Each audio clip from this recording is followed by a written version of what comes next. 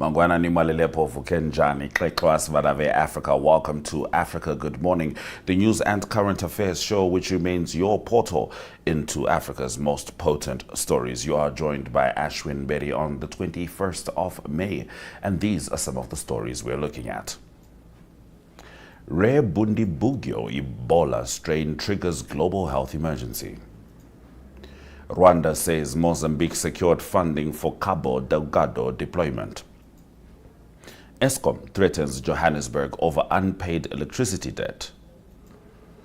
And 5 trapped miners rescued alive, and that is in Zambia. Mike Sichula will be giving us a report to that regard. And Arrie Hougaard will be joining us to deliver the South Africa report. It's still a wonderful day, still a wonderful week. For me, it's because of Mikel Merino. For you, I hope it's for whatever brings joy to your life. Arsenal seems to do it for me. This is Africa Good Morning. We'll get into our top stories shortly. Namibia is a land of movement, with waves that never stop reaching forward. Here, adventure is not something we search for. It is something we are born into. In every corner of this country, creativity rises, from artists, from athletes, from dreamers. And when the world comes to explore Namibia, they discover something extraordinary. Because when sport moves people, creativity moves ideas, and tourism moves the world toward us. Something powerful happens.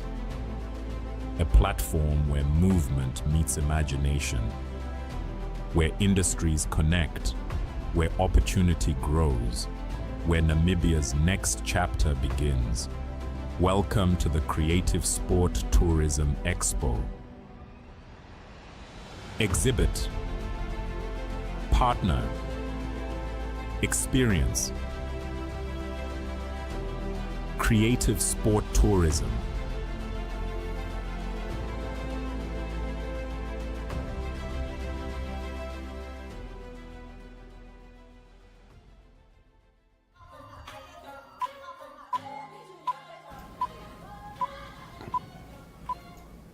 In a story that we have been covering throughout the week, particularly because of its importance, we're going to continue updating you with regards to the Ebola outbreak. The World Health Organization declared a public health emergency over the Ebola outbreak in the Democratic Republic of Congo caused by the Bundibugyo, a rare Ebola strain with no approved vaccine, no licensed treatment, and limited global experience fighting it.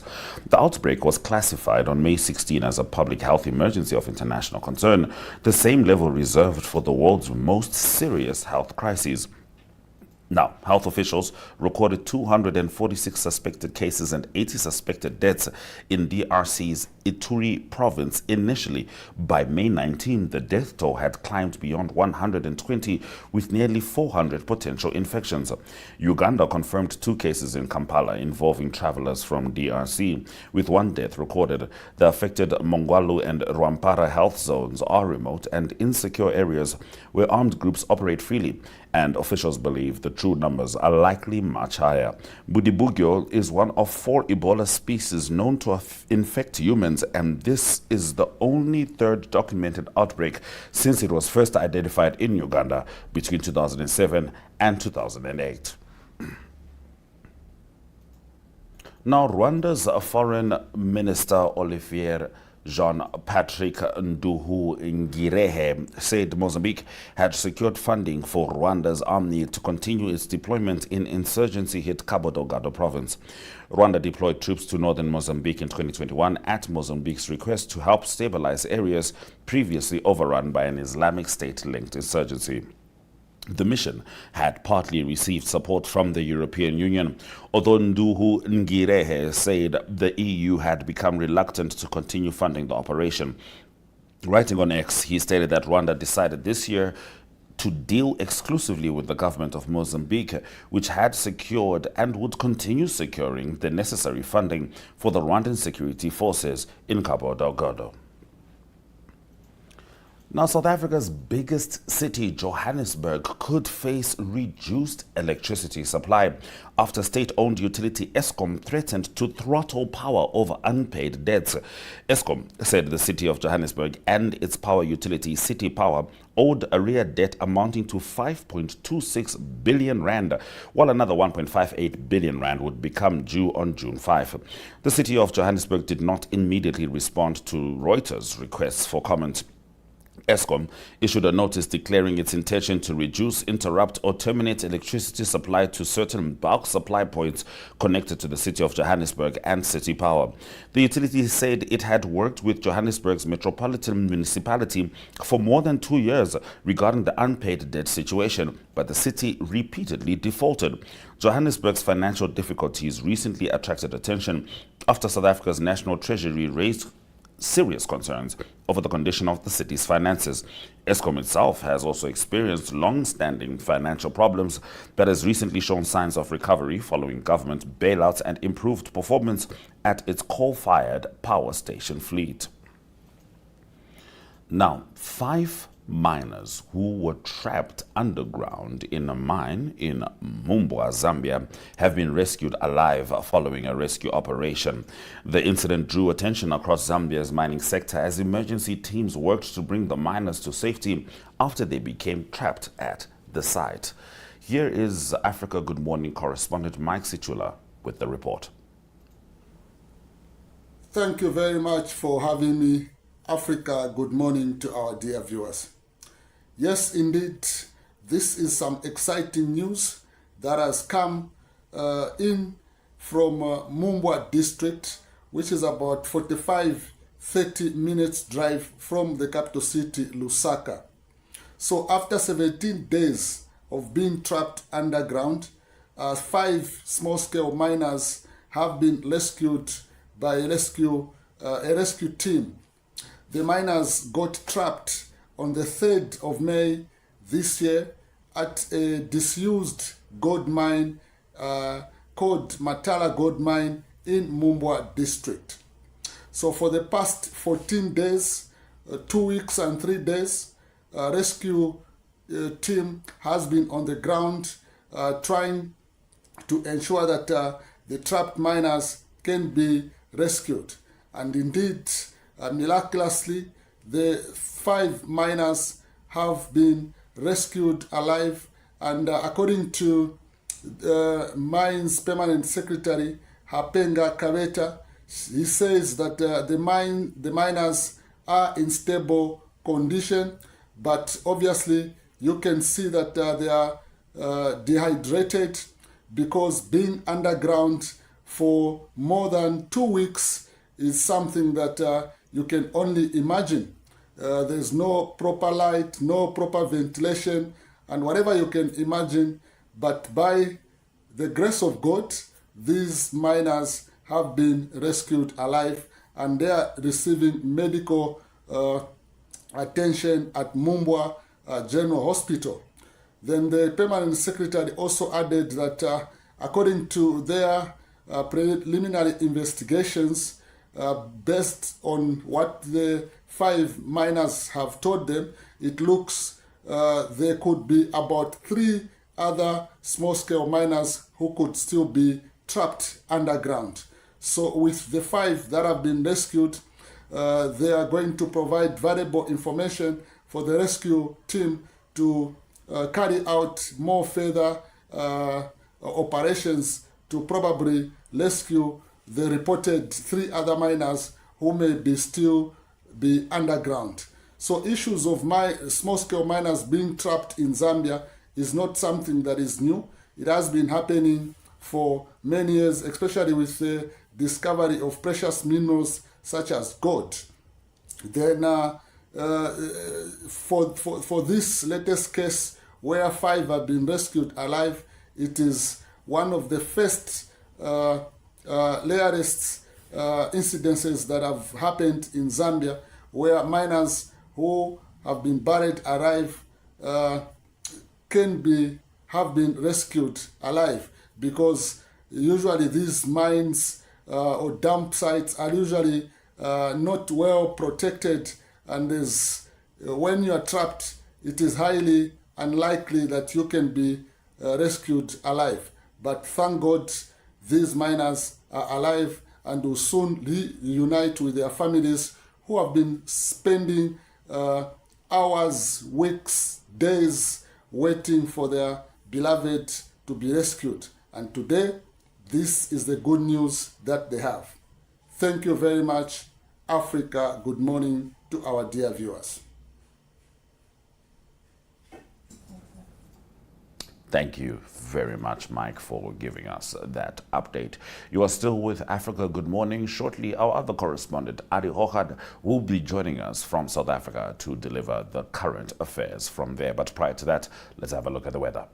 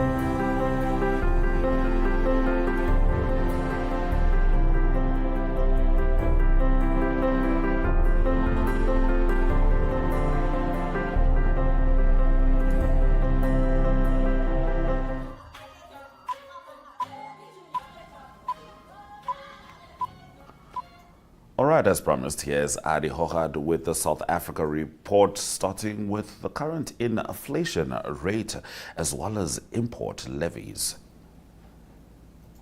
In current news, in South Africa, inflation rate, that is in the news because it surged to 4% in April. So that was widely expected, and that's because of the massive fuel price increases that was the last few months in South Africa. So inflation jumped to more than 1% in March to 4% in April. So the core inflation, and that excludes fuel, food and energy, that is up from 3.2% to 3.6%, that is in April. So general food inflation is up from 1.8% to 3.4%, and that's according to Statistics South Africa. The challenge is that the fuel rose, or the index for fuel rose by 18.2% from March. So it's the steepest monthly increase since the measurement started in 2008. So the focus now on the Reserve Bank, and what will they do? It's related to the interest rate, and that's expected to be a hike or to go up by about 25 basis points, and that will be decided on Thursday. Well, current news in South Africa, and that's related to the steel manufacturing industry in South Africa, and that's where the biggest import levies or duties in 20 years have been declared. That's by the International Trade Administration Commission of South Africa. So it will be 20% duties have been imposed on many products, and that's on imports to South Africa. And that will challenge the relationship definitely with China, for instance. And so this steep levy or the increase is to protect the local South African steel manufacturers. So that's been under huge pressure lately. Many jobs have been lost as well the past few years.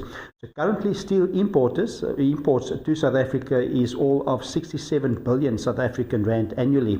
So it's not only related to imports of raw steel, it's related to steel products like we use daily. It's like spades and shovels and cutting blades, rods and knives, and all of these were previously tariff-free. So other categories that will have a 30% increase will include products like screws and nuts and bolts and rivets. And some products not produced in South Africa, they will still be duty-free, and that includes rails and wire rods, pipes and heavy structural steel. So that is all happening in the steel industry. But car manufacturers, however, they're concerned about the duties on steel products, and that's needed for car manufacturing in South Africa. And the pressure already high on the local manufacturing of cars, and that's because of the influx of low-cost vehicles imports from China and India. Lastly, also in current news, it is Johannesburg residents that could face a cold winter. That's because Eskom issued a notice to Metro of City of Johannesburg. That's about the intention to reduce or interrupt or terminate even electricity supply because of outstanding debts of 5.3 billion South African rand. And this debt is part of 111 billion rand debt owed by municipalities, and that is from or to Eskom. So that's a problem across all the countries or all the municipalities in South Africa. So other municipalities might have the same notice that will be with them soon. It is a difficult situation for South Africa at the moment. Eskom said that they've worked for 2 years with Johannesburg, but still there's challenges. So hopefully they can find answers, and that is all for the sake of the residents. So that is current news in South Africa. All right, thank you very much, Arrie. Now, as we move to sport, Mamelodi Sundowns take a 1-goal lead into the second leg of the final of the CAF Champions League. In sport news in South Africa, it is Mamelodi Sundowns that is in the news, and that is because they're playing in the final of the CAF Champions League. So the CAF is Confederation of African Football, so it's a great achievement for Mamelodi Sundowns to be in that final. It's being played over 2 legs, and they're playing against AS FAR. And it is AS FAR is from Morocco, so it is the Royal Armed Forces Sport Association, and they play out of Rabat, and that is in Morocco. And that's also where the second leg will be. So for Mamelodi Sundowns, they say they could have done better in the first leg. The first leg was played at home in Pretoria, and they won that game by 1-0. How it works now, they take that 1-0 aggregate or that 1-0 score into the second leg. The 2 games, the scores are added together, and that is the aggregate that will determine what the winner will be. Of course, also away goals are important, but it is also Mamelodi Sundowns that's the most successful club, or not Mamelodi Sundowns, AS FAR is the most successful club in Morocco. They've won 31 titles, so they're a tough opponent. It will be tough for Mamelodi Sundowns to travel all the way to Morocco. Always tough to go abroad and or go to another country and win that title. But they play in the final, so it is Mamelodi Sundowns that's also the most successful South African team for the past 7 years. They've won the past 7 PSL titles. That is the Premier League titles in South Africa, and they also that final or this final will be played this coming Sunday. So make a note of that. It is Mamelodi Sundowns playing that final in Morocco, and that will be 9 p.m. on Sunday evening. That is Namibian time. Also, Sundowns currently lead the PSL league in South Africa. They've played 30 games and they've got 68 points. They're done with all their games. Everybody plays 30 games, and it is Orlando Pirates that can actually go take over or go beyond them. They can go 1 point better because they're on 66 points at the moment, and that is after 29 games. And Kaizer Chiefs at the moment, after 29 games, they've got 54 points. So Sundowns, they have the moment, they have 15 titles already in their history, and they have 8 consecutive titles. But Pirates can win the title. They play against Orbit College, and this weekend it is 4 p.m. that game will be played. And Orbit College is in the northwestern province of South Africa, and they will play that game at Olympia Park. That's in Rustenburg. And so a big game for Orlando Pirates, then win that game and you're the champions for South Africa. And that will be significant for Orlando Pirates. That will be their first win in 14 years if they manage to do that. And the last win was way back in 2011-2012 season. And in their history, they've won 9 titles. So Orlando Pirates, hopefully for them, can make it the 10th title in their history. So that important game is being played on Saturday. All right, Arrie, thank you for that. Now, South Africa won another gold medal at personally what is one of my favorite shows in the world, and this is the Chelsea Flower Show in London. Tell us about it. In entertainment news, it was Team South Africa that won 2 awards this year at the Chelsea Flower Show in London. So the overall gold medal and then also the best garden on show. So great achievement. And the theme was Life After Fire. It's about the resilience of the Cape Fynbos. So that needs fire for at least every 15 years. The Chelsea Flower Show, it was 20,000 protea cut flowers stems that was used and thousands of burnt protea branches. And so that created by the designer Leon Kruger and the artist Tristan Woutberg. So well done to them. South Africa won the 3 consecutive years. They won gold at the Chelsea Flower Show, and it's described as the Olympics of gardening. Lots of support for the team there. That is financial support as well to make it possible, like the Rupert Nature Foundation, also the Grootbos Foundation, and the Southern Sun and Cape Flora, but also Hazendal Wine. Hazendal Wine that complements the beauty of the Cape and also the fynbos and the flowers. And you kind of need good wine as well to go to the flowers. And Hazendal, one of the oldest estates in South Africa, it goes back to 1699. And they've got good food, good wine, and there's gardens, there's accommodation, and they've got good wine like Cabernet Sauvignon and Shiraz and Chenin Blanc, brilliant wine there as well. And so there's good wine tasting in an old cellar from 1870. Just 40 minutes from Cape Town, so it's a great place to visit. So that is all entertainment news in South Africa, and well done to the winners of the Chelsea Flower Exhibition, the Gold Prize, the Gold Award that was won there. And so that is entertainment news in South Africa. Truly beautiful to behold. I mean, no one makes gardens like Africans, and South Africans in particular. And as you know, South Africa grows my very favorite plant in the world, rooibos. That has been Africa Good Morning. Tomorrow we have a special edition of the show. I sit down with a Tanzanian minister of state in the Prime Minister's office, and we talk about the very controversial 2025 election which happened in Tanzania. That is going to be an in-depth conversation, but for the most part it is the Tanzanian government explaining its position with regards to that election, the election violence, which is confirmed to have killed about 800 people, and what that nation is doing for reconciliation. But for now, DSTV285, GOTV285, oneup2.com, Network Media Hub, and NTVAFRIKA.MY.NA are the spaces that you can find us. My name is Ashwin Berry. It's been a wonderful week. Swera Jaganaka.